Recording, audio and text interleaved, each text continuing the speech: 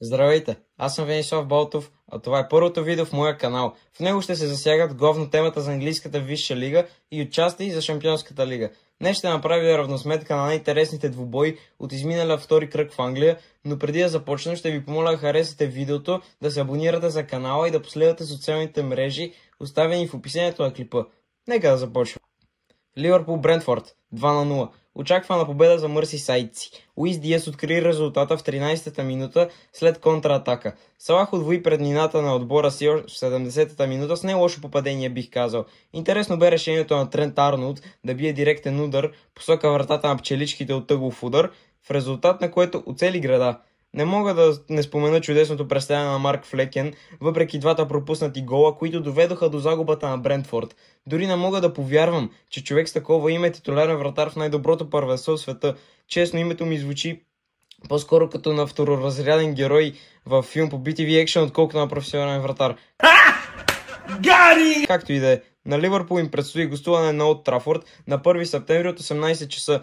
Прогнозирам победа на гостите с минимална голова разлика и Юнайтед да не вкарат гол във вратата на мърсисайдци. С други думи, 1-2-0. Головия спектакъл между Вулвърхемптън и Челси завърши 2-6. Вълците приеха сините от Лондон на 25 август. Матча завърши с 4 гола разлика в полза на Челси. За победата подпомогнаха Нони Мадуеке с хетрик, Кол Палмър с хетрик от асистенции и гол, Нико Джаксън с гол и асистенция, Жуао Феликс с гол и Педро Нето с асистенция. Вълците се разписаха във вратата на Робърт Санчес два пъти. Голмайстори бяха Матеус Куня и Йорген Ларсен.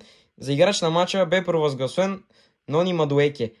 Като той оформи хетрика си, посочи Кол Палмър, знак на това, че той асистира за всяко едно от попаденията му.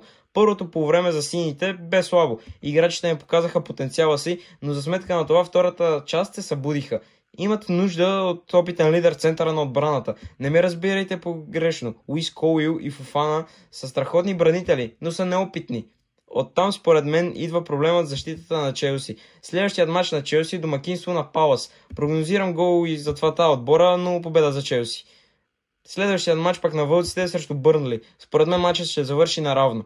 Манчестър Сити и Спричтаун 4-1. След като трактористите поведоха в резултат още в 7-та минута, 5 минути по-късно гражданите реализираха попадение чрез Халанд от Дуспа. 2 минути след това пък Кевин Де Бройне вкара за 2-1. В 16-та минута Халанд вкара отново. В 88-та минута той оформи както хетрика си, така и резултата. Така той стана играча с най-много реализирани попадения от началото на сезона. 4.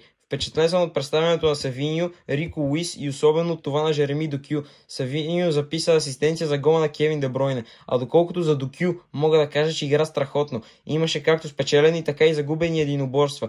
Обичайно за него, когато има право на избор дали да подаде топката на съотборник или да се втурне напред с топка в крака, в едни 70% бих казал, той избира втората опция, но дори и да сгреши, не спира да се бори до край. С други думи, искам го в Челси. Брайтън Манчестър Юнайтед 2-1. Не мога да повярвам. Хора, Тен Хаг трябва да си ходи. Да, аз бях един от защитниците му, когато всички използваха клишираната фраза. Изпуснала съблекамията, искаха да видят главата му на поднос. Когато Юнайтед губеха поредни мачове миналия сезон, когато стана скандала с Роналдо дори. И да, знам, че не върви да споменавам такъв посредствен футболист в такъв висококачествен канал. Nice. Отплеснах се.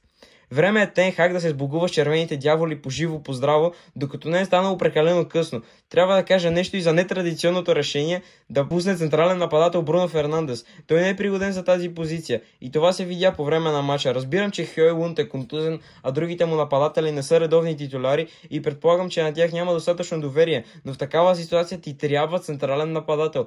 Предлагам на Тен Хаг да купи Александър Исак. Не лош избор е. Миналия сезон имаше 21 гола с 6 по-малко от Халанд, който стана голмайстор.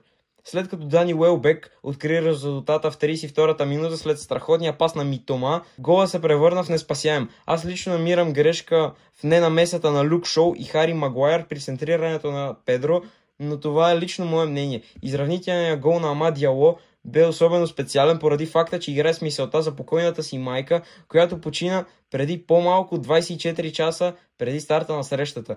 Въпреки желанието на Тен Хаг да остави Диало извън групата за мача, Амат му казва, че няма да се примири с това решение и иска да играе. Нидерландецът от своя страна уважава исканията на играча си и го пуска титуляр. Наистина исках Юнайтед да вземат този матч само и само заради него, но уви. Късното попадение в добавените минути на Жоао Педро обаче даде превес на чайките и червените дяволи се прибират с 0 точки от Олд Трафорд. Астън Вила Арсенал 0-2. Първото полувреме беше голова суша. Не падна попадение в нито една от вратите до 67-та минута, когато точен за артилеристите бе Леандро Тросард и не отпразнува особено радост попадението си. Резултатът остана непроменен до 77-та минута, когато Томас Партей вкара и затвърди резултата. За играч на матча бе избран Давид Рая заради страхотните му спасявания. Следващия матч на артилеристите е срещу Брайтън. Ще срещнат чайките на Емирейтс. Прогнозирам лесна победа за Арсенал. Благодаря, че гледахте това изпълнено със смисъл и адекватно футболно мнение видео. Аз съм Венислав Балтов. Чао и до нови срещи!